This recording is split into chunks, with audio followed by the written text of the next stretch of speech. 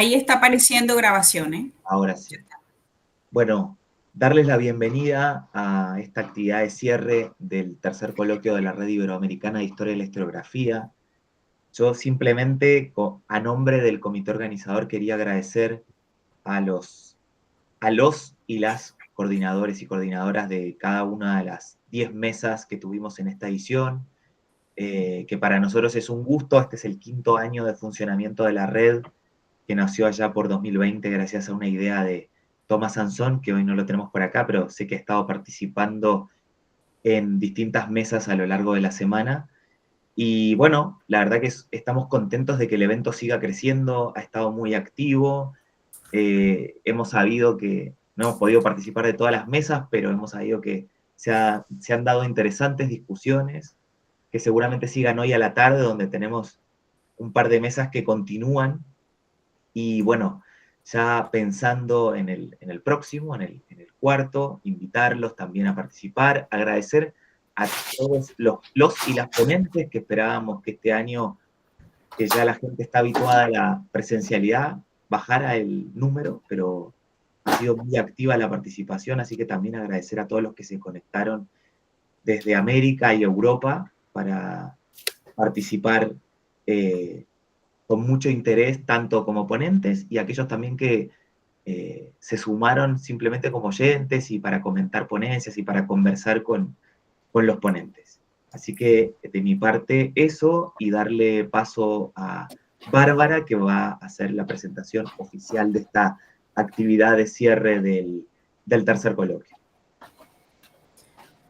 Bueno, muchas gracias, Nicolás. Buenas tardes a todos y a todas. Es un placer estar presentando la conferencia de clausura, es un placer estar presentando a la doctora Inés Quintero.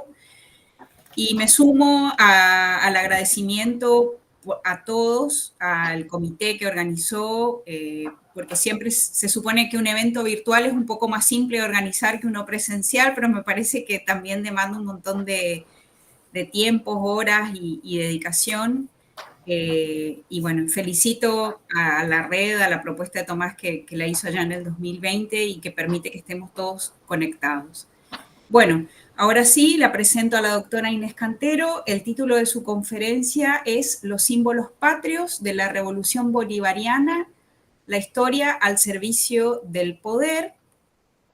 La doctora Quinteros realizó sus estudios superiores de licenciatura en Historia, de magíster en Historia de Venezuela y el doctorado en la Universidad Central de Venezuela, donde también ha sido investigadora y profesora titular del Instituto de Estudios Hispanoamericanos desde el año 1982 hasta su jubilación en el año 2008. También fue coordinadora de la maestría en Historia de Venezuela, de la misma universidad, durante el periodo 2005 al 2008. Es individuo de número de la Academia Nacional de la Historia de Venezuela y ocupa el sillón L. Ha sido directora, no sé si es L o es número 50 en realidad. Pido disculpas ahí para mi ignorancia. Es L, es letra. Es letra, gracias. También ha sido directora de la Academia Nacional de la Historia en 2 periodos, 2015-2017 y 2017-2019.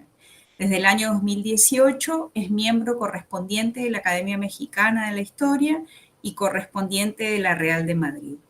Ha escrito varias obras, voy a nombrar solamente algunas: La criolla principal, El hijo de la panadera, La palabra olvidada y No es un cuento, es historia. Bueno, para no hacer más larga mi presentación, lo que queremos es escucharla a la doctora Inés, así que por favor, doctora. Bueno, primero muchísimas gracias, ¿verdad? Yo felicito, saludo y verdad que aplaudo la continuidad del esfuerzo y lo que ha representado esta red. Yo recuerdo cuando nos reunimos la primera vez, no podíamos ni imaginarnos que esto iba a crecer y a enriquecerse de la manera que se ha hecho. Para mí lo que más me conmueve y me anima es ver tanta gente joven trabajando historia de la historiografía, porque eso es realmente un nicho que era muy poco trajinado, quizás muy exigente o muy árido, muy difícil. Yo creo que es una pieza, pero esencial de la formación de un historiador. O sea, un historiador que no tiene herramientas en el campo de historia de la historiografía está mocho, o sea, porque Allá hay un tema de verdad, de tener capacidad de ver, ¿no? El contexto, la construcción de conocimiento que nos compromete y sobre todo hacer eso. Todo estudio pasa por un balance historiográfico previo. Entonces, yo de ver, y cuando vi las mesas que me mandó Nicolás y yo vi la riqueza, la variedad, de repente dije, ¿y qué hago yo aquí hablando de clausura? Porque, verdad, es de una diversidad y profundidad que yo no tengo sino que expresar mi admiración y, por supuesto, mi aplauso por todo este esfuerzo, ¿no? Realmente, bueno, como siempre sucede, cuando yo hice la propuesta de la conferencia, eran los símbolos patrios de la Revolución Bolivariana, pero ya no solamente es la historia al servicio del poder, ahorita se complica porque es la historia y política en tiempos de polarización. Porque realmente este es un trabajo que yo comencé a hacer hace muchos años, diría que hace casi 10 años, y cuando empecé a trabajarlo me di cuenta que estaba muy intervenido la reflexión y la construcción de las argumentaciones y todo por el ambiente de polarización tan fuerte que había inmediatamente después de la muerte del presidente Chávez y todo lo que significó el ascenso de Nicolás Maduro y todo lo que ha sido un espacio de tensión y de conflicto y de controversia, pero sobre todo de polarización que ha permeado el ámbito de la historia. Entonces, ante eso me vi yo misma intervenida por todo lo que representaba ese contexto de tanta polarización y decidí que debía más bien esperar que las cosas se apaciguaran, pero no se han apaciguado.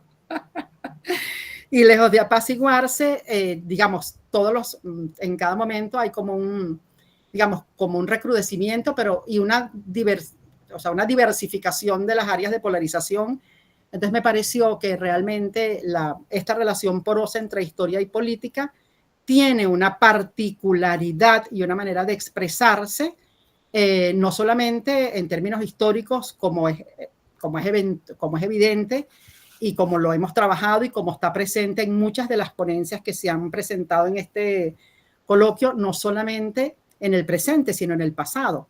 O sea, esa permeabilidad del argumento histórico intervenido por la política y al revés, es algo que acompaña no solamente nuestras historiografías, porque no es un proceso que compete exclusivamente al ámbito de las historiografías latinoamericanas, sino que obviamente trasciende y es algo que está presente en la relación de lo que significa esa porosidad, ¿no? De hecho, en una ocasión que yo tuve oportunidad de dar una conferencia en Chile hace ya algún tiempo que hablaba precisamente de las relaciones entre historia y política en el contexto de Venezuela, hacía mención a una intervención hecha por George Eger, el historiador alemán, en el Congreso Mundial de Historia que se celebró en Oslo en el año 2000, o sea, empezando el siglo XXI, y había una mesa precisamente en ese Congreso Mundial sobre el tema de la responsabilidad de la historia, de los usos y los abusos de la historia y la responsabilidad del historiador en su visión de pasado y presente. Y decía Eger en ese momento,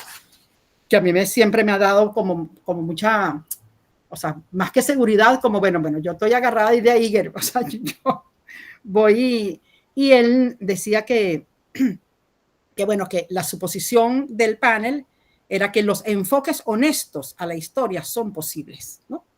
Y que el etos profesional del historiador lo llama a resistir las interpretaciones erróneas del pasado. Sin embargo, la relación entre los usos y abusos de la historia es muy compleja y el uso indebido sugiere que el pasado es instrumentalizado y distorsionado por motivos políticos o de otro tipo. También significa que hay un pasado real que no debe ser distorsionado. Entonces, a mí eso me parece que nos compromete a los historiadores del presente, sobre todo porque obviamente estamos intervenidos inevitablemente por esta relación y sobre todo porque como actores sociales y actores políticos no somos indiferentes ni inmunes a esta distorsión, a esta instrumentalización y sobre todo en el caso de los ambientes políticos que estamos viviendo, no solamente en Venezuela, sino en casi todos los países de América Latina, tenemos esa relación constante del compromiso profesional, el compromiso político y el compromiso público de lo que estamos realizando, ¿no? Entonces, bueno, todo esto me condujo a tratar de contextualizar la reflexión acerca del cambio de los símbolos, entendiendo que todo este proceso ha tenido lugar en un ambiente de profunda polarización, ¿no? Y que esa polarización no ha disminuido y que básicamente casi que toda la construcción, el debate y el proceso ha estado efectivamente, o sea, imbuido, intervenido y mediado por esta contextualización. Por ejemplo, la propuesta, y aquí vamos ya a entrar en materia, o sea, efectivamente, a finales del 2005, estamos hablando ya hace 20 años, y por eso pensé que ya las cosas estaban más apaciguadas, el presidente Chávez, en un programa de televisión que solía mantener, que se llamaba Aló Presidente, que eran unos programas muy extensos en tiempo, planteó la necesidad de cambiar los símbolos patrios de Venezuela, ¿no? Y obviamente lo hizo en su lenguaje coloquial y de manera muy informal. Entonces él sugirió dos cambios esenciales en los símbolos patrios. El primero tenía que ver con el número de estrellas que identificaban a las provincias que se habían sumado a la independencia en el año 2000, en el año 1811, cuando se declaró la independencia, que fueron las 7 provincias que participaron en el Congreso Constituyente, que no solamente declaró la independencia, sino que dio inicio a la construcción de la República. Esas 7 provincias que históricamente, o bien desde la ley de símbolos patrios del año 1930, se había mantenido sin variaciones. Y se introduce entonces una propuesta que era incluir una 8ª estrella, y el argumento fundamental para la incorporación de esa 8ª estrella, de acuerdo a la visión del presidente, era que en el 1817, cuando se liberó la provincia de Guayana, que es al sur del Orinoco, Simón Bolívar había hecho un decreto para incorporar una 8ª estrella en la bandera. Entonces, ya que Bolívar había decidido incorporar una 8ª estrella, era el momento de retomar esa estrella de Bolívar para incorporarla a la bandera, de manera que el argumento histórico era recuperar la 8ª estrella de Bolívar, y por supuesto con toda la carga del bolivarianismo que ha caracterizado el proceso de la llamada revolución bolivariana, ¿no? Entonces ese fue la primera, digamos, el primer cambio sugerido por el presidente. Y el segundo tenía que ver con el escudo de armas de la República o del país o de la nación, que tiene en el cuadrante inferior central un caballo blanco, que es el símbolo de la libertad. No obstante, ese caballo blanco, tal como estaba en el símbolo patrio del momento, estaba viendo a la derecha, cabalgando a la derecha con el pescuezo torcido. Y Chávez consideró, de acuerdo a un comentario hecho por su hija Rosy Inés, que era una niña ya de apenas 10 u 11 años, que ese caballo estaba como frenado, y que era importante que el caballo, en vez de estar corriendo hacia la derecha, estuviese corriendo hacia la izquierda, ¿no? Y que pudiese entonces dar cuenta de un caballo brioso, indómito, como era característico del pueblo venezolano. Entonces, claro, estas dos propuestas planteadas por el presidente para un cambio de símbolos patrios, en ese primer momento de propuesta, no estuvieron relacionados con nada distinto a la necesidad de hacer esos cambios, y estamos hablando de eso, de noviembre del 2005, ¿no? Había 3 circunstancias que intervenían en lo que hablamos de esta contextualización política. La primera era que en ese año Chávez había estado en el foro de Porto Alegre en Brasil, y había anunciado la necesidad de que la revolución bolivariana fuese orientada hacia el socialismo del siglo XXI, cosa que por supuesto y fue un impacto importante dentro de las controversias políticas que había en el país. En segundo lugar, estaba otro elemento, que es que al año siguiente, en el 2006, iba a haber elecciones presidenciales en las cuales por primera vez iba a haber reelección inmediata del presidente, como consecuencia de la reforma constitucional y de la propuesta constitucional que se había aprobado, y eso rompía la práctica de la alternabilidad que había existido en Venezuela desde el siglo XIX en adelante. Y en tercer lugar, había un recurso, digamos, como una emergencia perentoria, que estaba relacionada con que precisamente en el 2006 era el aniversario de los 200 años de la llegada de Francisco de Miranda que es lo que determinó la bandera oficial del país, que es el tricolor que compartimos con Colombia y Ecuador, que daba, o sea, que era la primera vez, o sea, la bandera tal como la había presentado Miranda, entonces era la posibilidad de unir la bandera de Miranda con la bandera de Bolívar, ¿no? Todo eso, obviamente, fue digamos, el entorno en el cual se hace la propuesta del presidente a finales del año 2005. Esto, naturalmente, generó un debate público, ¿no? Porque, claro, en Venezuela todo este tipo de cosas inmediatamente, o sea, generan un debate abierto por la prensa y en distintos medios, y generalmente este debate es de alguna forma protagonizado de manera muy visible por los historiadores profesionales, de manera que hay una presencia constante, no solamente de las instituciones, sino también de los historiadores que hacemos vida profesional en el país y que tenemos eso, responsabilidades docentes de investigación institucionales. Y es inescapable lo que representan estos debates como parte de una generación de opinión en torno a este tipo de situaciones que de alguna forma involucran a la sociedad y que la sociedad se siente como, o sea, comprometida para saber digamos, el soporte de las argumentaciones que se están planteando para algo que, como sabemos, es profundamente sensible como símbolo de la nación, ¿no? Es decir, los símbolos de la nación se constituyeron desde el siglo XIX y si bien se produjeron cambios históricos en estos símbolos como proceso directamente relacionado a la construcción de las identidades nacionales y sobre todo a la construcción de los estados, finalmente llega un momento en el que eso coge nivel, ¿no? Y va teniendo como una estabilidad simbólica, ¿no? Entonces, claro, había la preocupación de cómo era que esto podía convertirse en un elemento de, digamos, de agudización de las tensiones polarizadas en términos políticos, incorporando entonces ahora un elemento que incluía argumentaciones históricas y argumentaciones no tan históricas, pero que afectaban directamente digamos, un recurso, un instrumento digamos, colectivo de identificación de los venezolanos en torno a esos símbolos patrios, ¿no?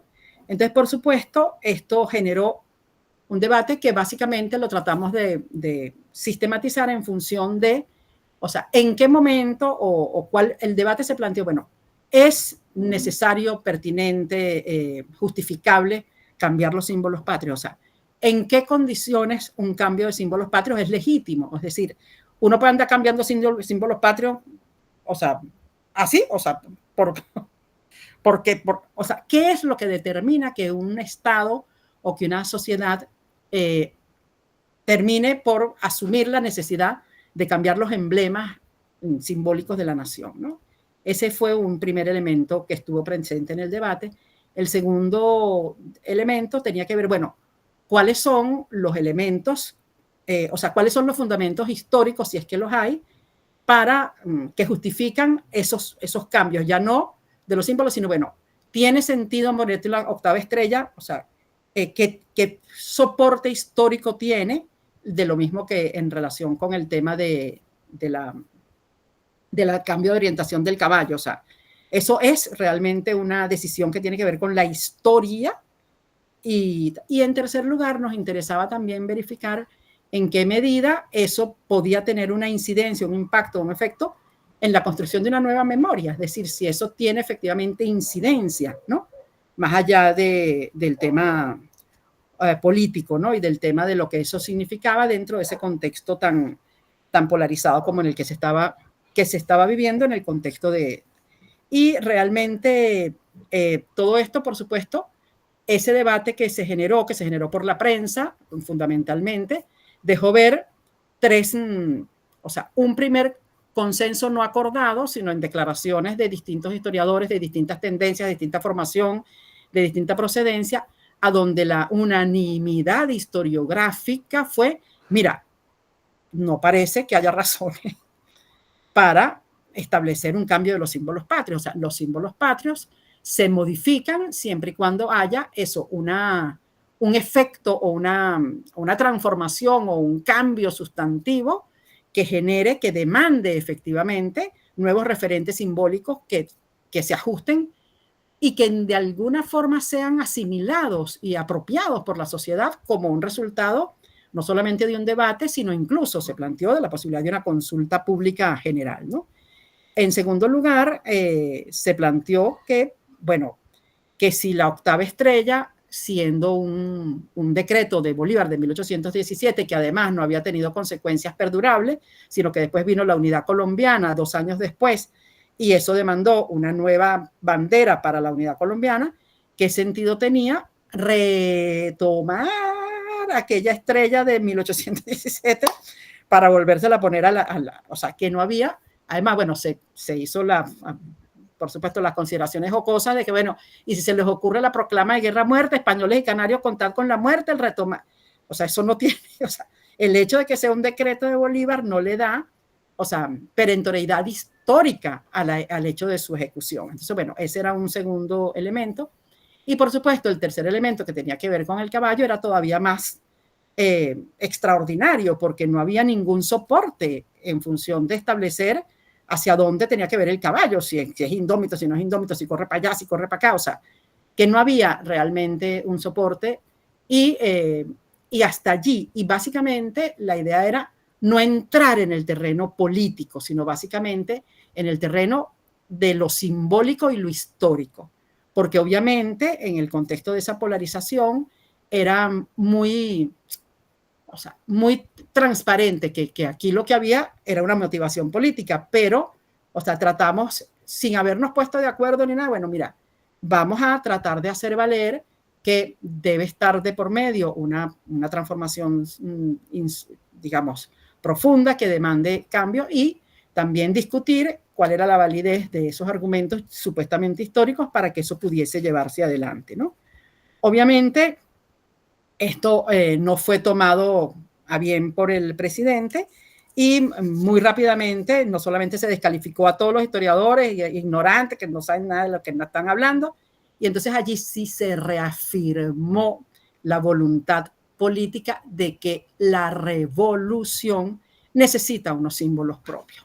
Es decir, que ya la patria del siglo XXI, este socialismo del siglo XXI, esta nueva construcción histórica que tiene un carácter político de ruptura, demanda, o sea, la necesidad de unos símbolos patrios que se adecúen al proyecto de la revolución. Entonces, obviamente aquí ya el tema de la argumentación histórica empieza a perder fuerza, independientemente de que se insiste que es el decreto de Bolívar y que si la república es bolivariana y el proyecto es bolivariano, debe tener la estrella de Bolívar, ¿no? Entonces ya aquí no tiene que ver con un debate histórico, sino que se convierte ya en un debate de carácter político, porque la determinación de llevar adelante los cambios está relacionada con lo que fue ya una voluntad política de establecer una ruptura histórica que ya se había expresado en 1999, no solamente con la sanción de una constitución, sino nada más y nada menos con el cambio de nombre del país. O sea, Venezuela, de ser República de Venezuela, a partir de 1999 empezó a llamarse República Bolivariana de Venezuela, para que diese cuenta que era una nueva construcción histórica que representaba una ruptura en la historia republicana para dar inicio a lo que llamó Chávez y se convirtió ya en un referente de periodización política, la Quinta República. Es decir, tuvimos la Primera República cuando la independencia, la segunda, la tercera, una cuarta que nunca se sabe dónde empieza, y esta quinta que sería el comienzo de una nueva era. Y en consecuencia una nueva era demanda, y ahí sí, o sea, estaría justificándose en términos políticos que no históricos, la necesidad de un cambio de símbolos patrios, ¿no?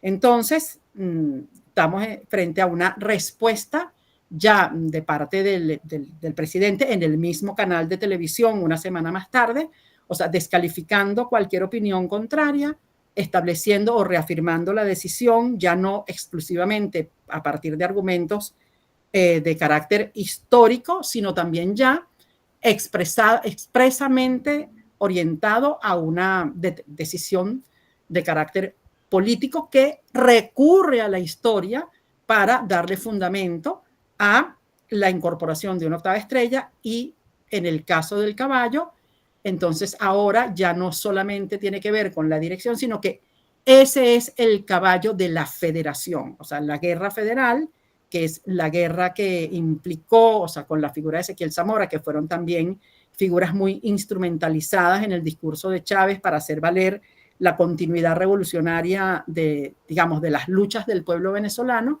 Este caballo, viendo hacia la izquierda, es un caballo revolucionario y tiene, digamos, su referente en el caballo que se le colocó al escudo después de la Guerra Federal, pero también, y va a ser entonces también otro argumento histórico incorporado, que es el caballo indómito de Bolívar también, antes de la disolución de la Unidad Colombiana. Es decir, que no había escudo ni caballo antes de la disolución colombiana porque Venezuela no tenía escudo, pero en todo caso se plantea que ese caballo indómito corriendo hacia la izquierda no solamente es revolucionario, es indómito, remite a la federación, sino que es el caballo que expresa la voluntad transformadora, indómita y soberana de este, digamos, de este proyecto político. Y en último lugar, se plantea que esa ley de símbolos patrios del año 1930 no tiene legitimidad porque el presidente, que era en ese momento el jefe del Ejecutivo, que era Juan Vicente Gómez, era un vendido al imperialismo. Entonces, allí no hay expresión de soberanía, ¿no?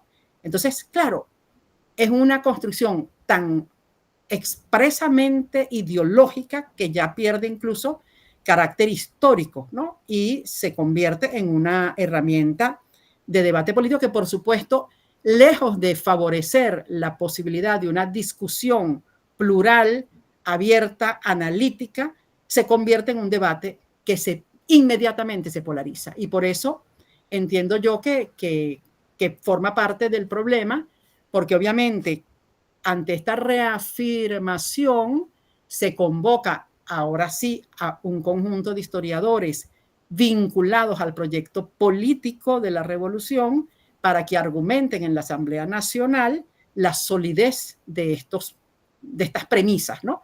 O sea, sí vale la octava estrella porque la dictó Bolívar, sí vale el caballo de la federación, el caballo indómito porque es el caballo de la federación y es el caballo bolivariano, y sí vale porque esto sí es una expresión de soberanía.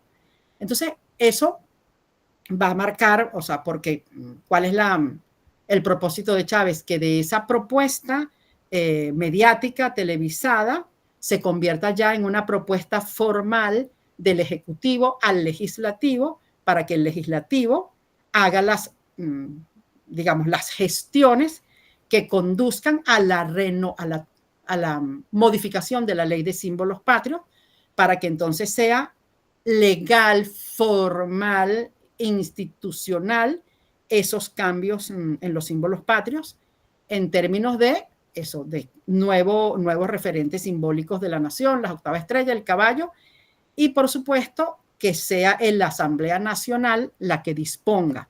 Hay también que hacer la acotación de que en ese momento había ocurrido unas elecciones en ese diciembre y la Asamblea Nacional, los partidos de oposición se habían retirado de la elección precisamente como consecuencia de este ambiente polarizado y por la desconfianza que generaba el Consejo Nacional Electoral.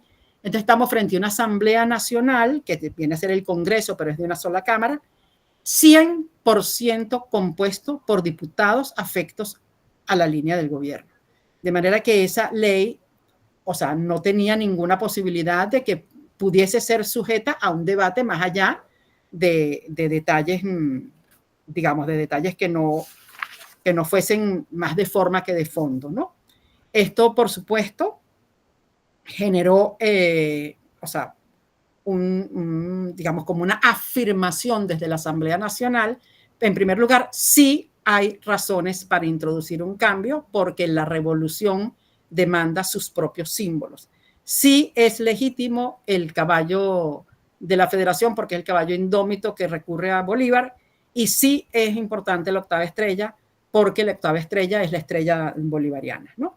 Y allí entraron entonces otros elementos de justificación de más fondo que tienen ya que ver con un concepto más que va a tener consecuencias inmediatamente después, que es importante reescribir y revalorizar la historia para que se adecue a los principios y a las prácticas de la revolución.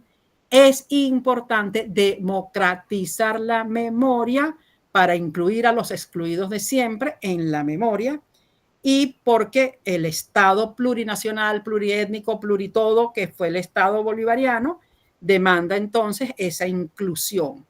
Claro, lo que no está claro es cómo la octava estrella y el caballo indómito resuelven la inclusión y todo lo demás, pero digamos es el discurso de justificación argumentado por los historiadores afectos al gobierno que fueron convocados por la Asamblea para que estuviesen refrendar con criterio de autoridad profesional lo que ya había sido una propuesta más de carácter político, ¿no?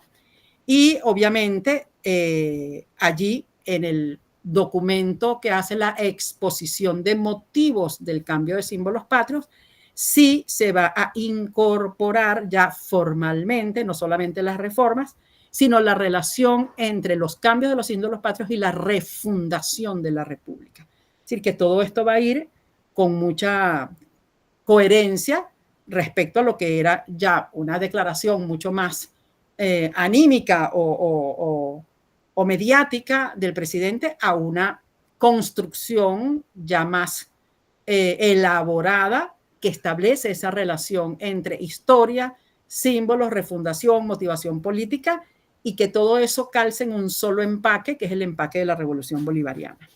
Obviamente esto generó sin remedio que todo lo que había sido el debate inicial no solamente se exacerbara, sino que tomara ya carácter más institucional y sobre todo, o sea, consultas de otro tipo, ¿no? Porque la Academia Nacional de la Historia, que es por ley el ente consultor del Estado en materia histórica, desde que se constituyó en el siglo XIX y ha tenido, o sea, una relación de alguna forma de amores y desamores con el Estado, pero eso termina llegando una consulta a la Academia Nacional de la Historia respecto a los cambios de los símbolos patrios, y obviamente es la institución consultora que va a tener que expresar un juicio en términos de, bueno, cómo atender esto. Y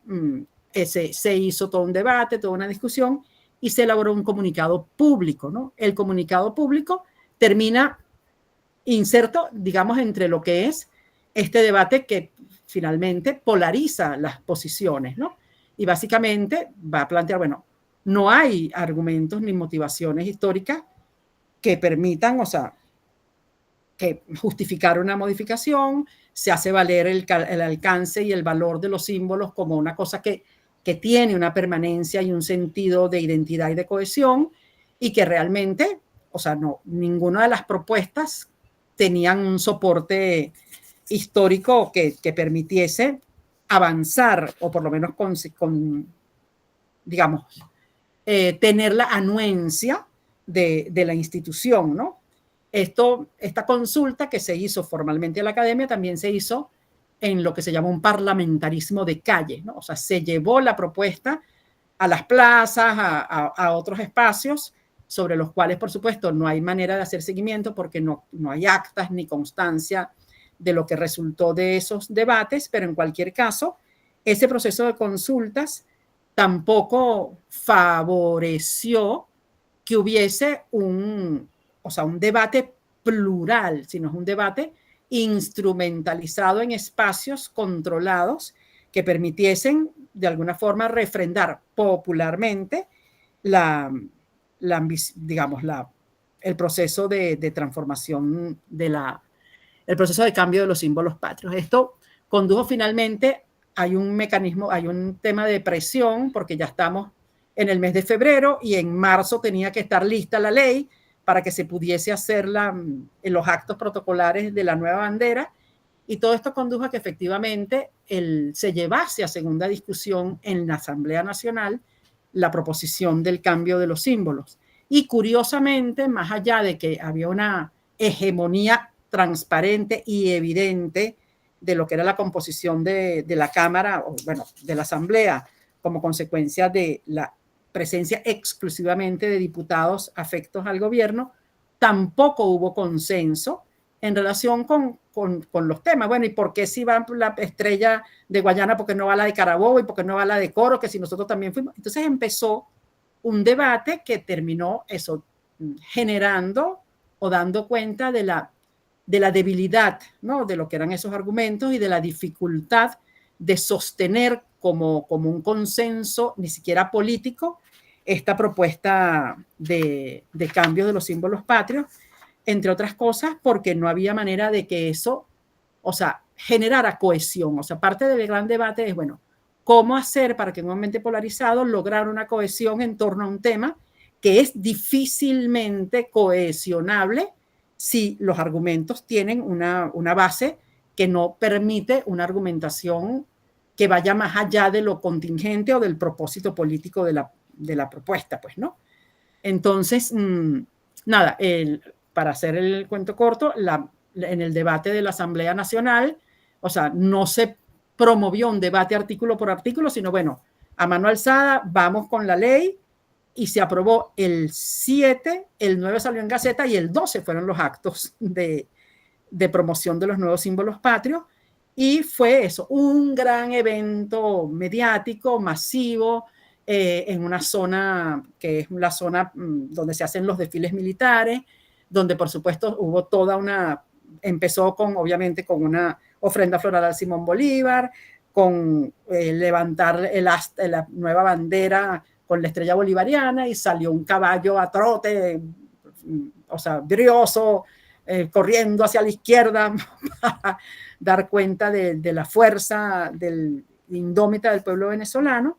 Y por supuesto, de nuevo hubo manifestaciones y movilizaciones contra. Entonces, se empezó la gente a poner la bandera al revés, a quitarle la estrella, y todo eso, por supuesto, o sea, con penalizaciones, porque bueno, no se puede ofender a los símbolos patrios, todo lo que ha representado este debate en la sociedad venezolana actualmente, ¿no?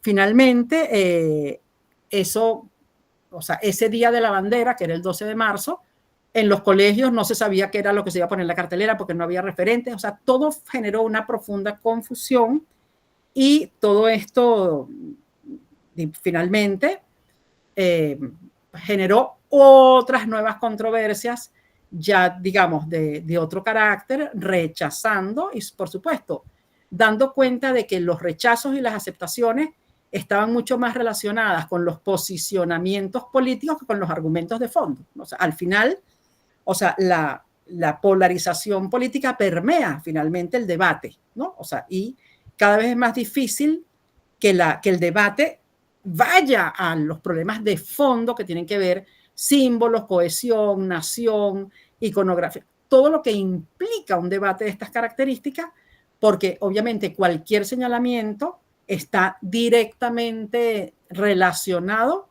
con la posición política de quien lo expone. O sea, más allá de que uno pueda decir, bueno, si bien es cierto, no es menos cierto, no. O sea, allá hay ya un etiquetamiento natural en relación con lo que es el problema. Entonces, básicamente ya como reflexión final, ¿no?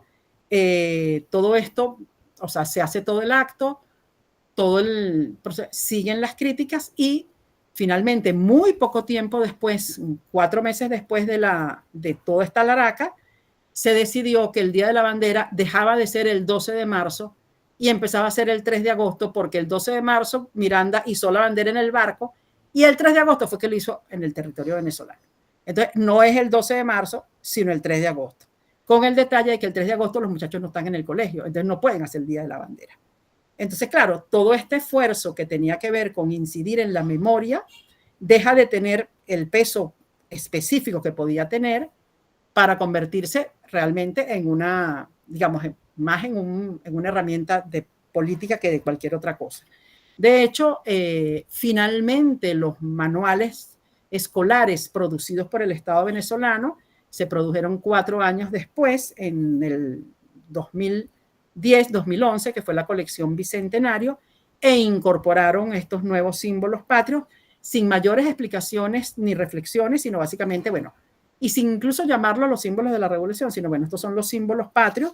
La octava estrella con el caballo no hicieron mayores alaracas, ¿no? Y finalmente esto termina siendo un ejercicio de reflexión y que es parte de lo que trataba de compartir con ustedes, porque nos compromete. O sea, yo creo que el problema tiene que ver en cómo el historiador, en medio de las circunstancias, se termina comprometiéndose, involucrándose y siendo parte, ¿no?, de un debate que al final es, o sea, yo he hecho todos los esfuerzos posibles por tratar de establecer distancias, o sea, y bueno, y de hecho fueron 20 años entre que pasó y que decido terminar de escribir, pero al final, o sea, las argumentaciones, las reflexiones, o sea, no hay, o sea, más allá de que es transparente, ¿no?, la instrumentalización de los hechos históricos,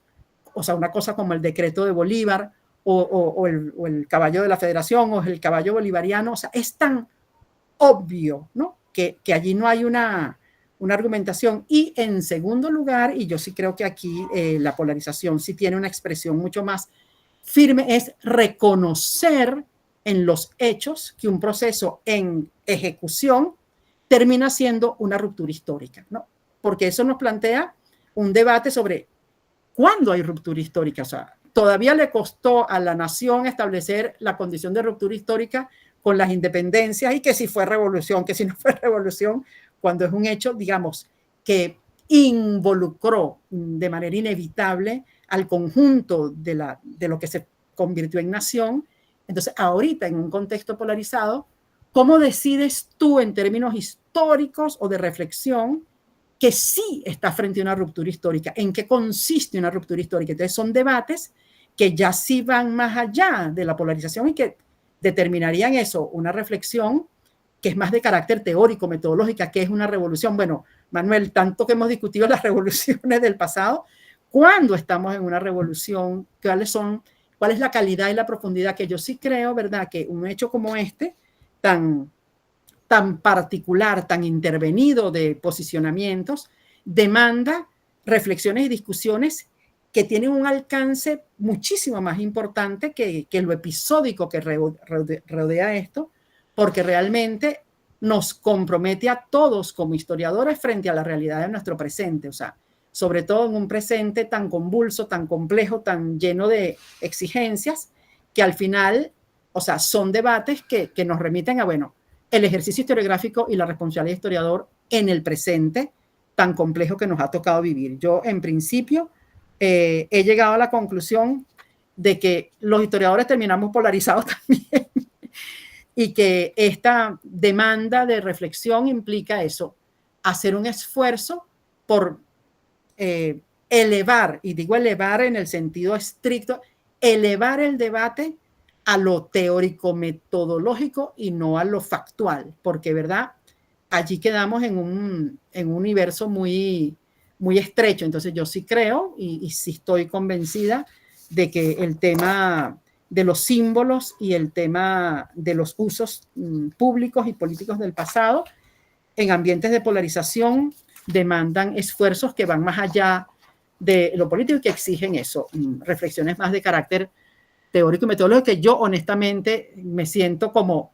un poco mocha para llevarlo, pero bueno, creo que es la responsabilidad que tenemos frente a las exigencias del presente y por eso, bueno, les agradezco muy especialmente esta demanda de que pusiese esto en orden porque, ¿verdad?, tenía el freno de mano puesto todo este tiempo porque seguimos estando en un ambiente de polarización que muchas veces nubla la capacidad de reflexión que demandan los historiadores cuando estamos frente a los hechos del pasado. Así que, bueno, muchísimas gracias a todos y bueno, que sigamos en estas reuniones historiográficas tan nutritivas. Bueno, muchísimas gracias, Inés. Buenísima muchas preguntas surgen. No sé si alguien quiere hacer, la idea era hacer como 3 o 4 preguntas que Inés responda, porque tenemos unos 20 o 25 minutos para seguir conversando. Generalmente es la mejor, el intercambio es el mejor momento. Entonces, si hay alguien que quiere preguntar algo, por favor. Sí, Alexander. Bueno, Inés, muchas gracias por la charla y por estas reflexiones de este asunto tan puntual, porque efectivamente la coyuntura lleva luego a meterse en el trabajo intelectual. Y pues uno lo ve, hay muchísimos ejemplos. Ya, pensaba todo el tiempo por el caso que tuvimos ahí en Colombia con el Centro Nacional de Memoria Histórica, que lo dirigió un historiador profesional y que el hombre en su militancia dijo, no, pues hay que acabar con esta institución.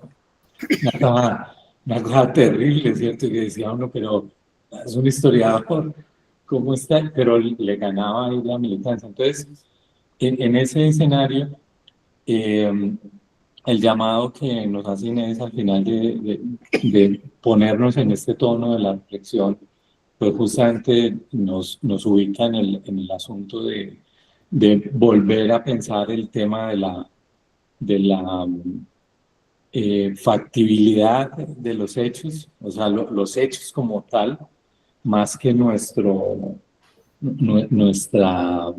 intencionalidad. Entonces la pregunta aquí sería, Inés, bueno, en una coyuntura como esta,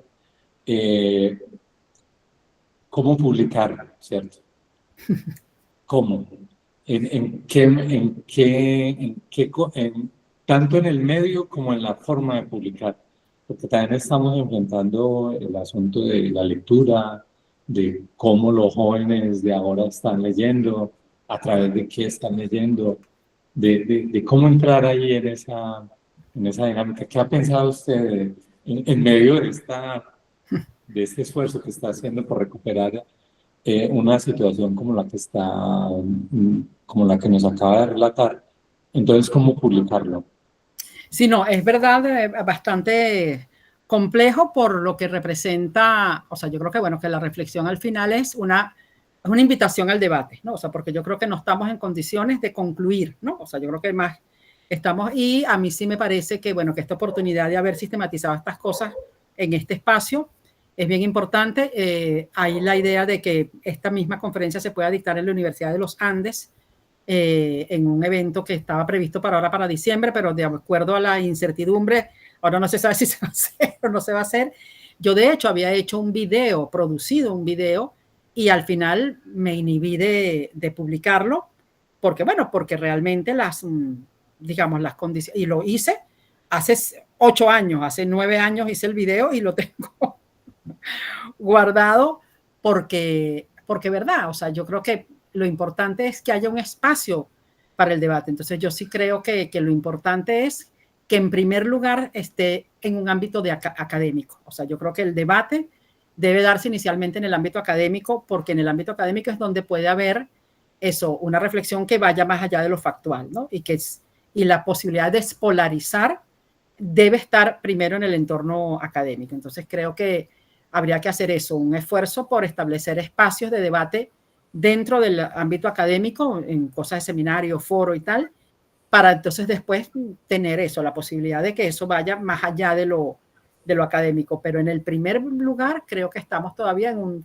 rango más académico que abierto, ¿no? Porque yo no veo que haya, y no por un tema de persecución ni nada, sino porque la polarización sigue teniendo mucha fuerza. Entonces cualquier punto, más que generar la posibilidad de un debate, implica generar la posibilidad de un etiquetamiento. O sea, no, esta está en contra o esta está a favor, y ese no es el problema, ¿no? Muchas gracias. ¿Y Bisami, que levantó la mano? Sí, muchas gracias. Un gusto saludarte, Inés. Afortunadamente me ha permitido escucharte las jornadas virtuales durante la pandemia, luego eventos de CIAL también. y afortunadamente también este coloquio, ¿no? Bueno, a mí me resulta sumamente interesante y no puedo evitar hacer comparaciones inmediatamente con cuestiones, pero sí, bueno, y específicamente con el caso cubano, ¿no? Que es tan cercano y que es tan, por supuesto, presente en toda esta, creo, discusión, pero sí un poco viendo, ¿no? Como estos, digamos, niveles de análisis que también hace, es decir, desde cómo te desplazas entre la propuesta en el medio público, en el debate público, cómo se traslada a la justificación o al debate político ideológico, también al tema del legislativo, cómo se discute. Me interesaba mucho ver si justo en alguno de esos momentos, fuentes, etcétera, se ve, ¿no? De manera directa el diálogo con otros casos, con otros países, si está Cuba por allí o incluso en estas exposiciones que se hacen, incluso sabemos cuando hay propuestas de leyes, de modificaciones, de cambios, o sea, si hay alguna alusión, algún elemento que nos permita cruzar también con este tipo de justificaciones también políticas, ideológicas en la región y, bueno, en este caso específicamente con Cuba, ¿no? No sé si por allá hay alguna pista que también nos permita como enlazar esto. No, claro, Ibisami, gracias. Básicamente aquí ha habido, pero ya más que una reflexión comparativa respecto a procesos similares, igual como resultado de la polarización, la fórmula es la cubanización, o sea, la cubanización de la realidad venezolana respecto a todos los temas, pero no en relación con aspectos puntuales, más allá de que efectivamente en el campo historiográfico sí se hayan hecho referencias sobre, bueno, el culto a los héroes, el museo, todas estas cosas, pero en este contexto en particular, sobre todo el genérico, o sea, es una formulación genérica, ¿no? O sea, la cubanización y ahora la nicaragüanización de la... ¿no? Pero no en términos formales de comparación como reflexión de procesos comparables, ¿no? Sino más como una etiqueta más eso, más de descalificación o de condenas, ¿no? Muchas gracias. ¿Alguien más quiere hacer una pregunta? Si no, tengo yo una. Buenísimo. Inés, en Paraguay, en 1936, después de la Guerra del Chaco, hubo una revolución que fue un golpe de Estado al gobierno del presidente Ayala, y en esa revolución se cambiaron una serie de símbolos, se instauraron los héroes nacionales definitivamente, hubo una exposición del profesor Pedro Caballero que estaba contando un poco eso la vez pasada con el tema de los manuales escolares, y hubo una gran aceptación, porque en realidad era el tratamiento incorporar a López como al mariscal López, héroe de la guerra de la Triple Alianza, como un héroe nacional, era algo que se venía masticando desde hacía tiempo. Entonces, este hecho histórico de Paraguay me motivó a preguntar ¿qué pasó antes de ese programa de Chávez donde él habla de la estrella y del caballo mirando hacia el otro lado? ¿Era un tema que aparecía? ¿Era algo que se venía discutiendo? Vos hablaste anteriormente de lo que había sido la modificación del nombre de la República y demás, pero ¿fue un tema, era algo que estaba o es algo que salió porque había que ponerle nuevos símbolos a la revolución y demás? Gracias, Bárbara. Fíjate que obviamente había habido un debate bastante poco relevante, pero que bueno, que estuvo cuando hubo la Asamblea Nacional Constituyente inmediatamente después del triunfo electoral de Chávez en el 98. En esa Asamblea Nacional Constituyente, cuando se cambió el nombre del país, que era ya, ¿verdad?, superlativo, cambiarle el nombre al país, se planteó la posibilidad del tema de las estrellas, pero entonces, claro, ¿cuál es el problema? Que si tú decides que vas a cambiar las estrellas, entonces tienes que decir, bueno, ¿cuál es el criterio para meter las estrellas? Entonces, claro, Maracaibo decía que ellos también se habían sumado a la revolución, Coro, entonces empezó un debate y se dejó de ese tamaño, porque realmente el criterio no estaba claro el criterio por el cual se pusieron las 7 estrellas es nítido, es irrefutable, o sea, estas 7 provincias fueron las que hicieron lo que tenían que hacer en ese momento.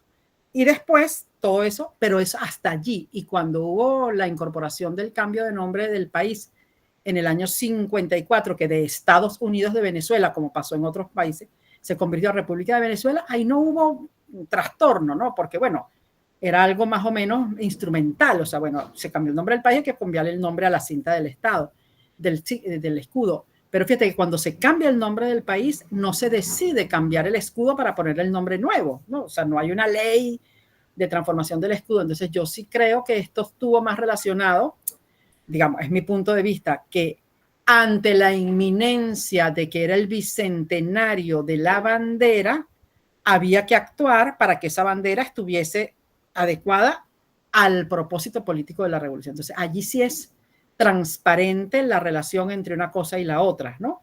Entonces, claro, el gran debate es, ¿estamos efectivamente frente a una ruptura histórica? ¿Qué significa una ruptura histórica? ¿Hasta dónde es perdurable? O sea, todo lo que representa, porque lo que sí es llamativo, y me parece que en cualquier caso vale la pena destacar, es que después del año 1930, que claro, que es evidente de lo que es un proceso ya de consolidación, porque en el siglo XIX hubo cantidad de transformaciones, y que ponle las banderas y ponlas de un lado, ponle otro, ponle el escudo porque no lo voltea, todo eso que es propio del proceso de construcción de esa nación y de esos símbolos.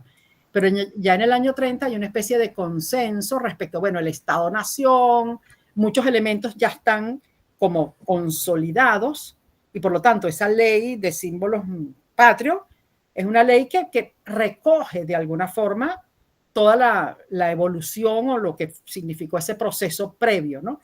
Y la ruptura del 36 o los adecos que hicieron su revolución de octubre y que consideraban que esa era la ruptura del pasado, no cambiaron esos símbolos, ¿no? Y tampoco se cambiaron o sea, ya no hubo más cambios, o sea, eso quedó así.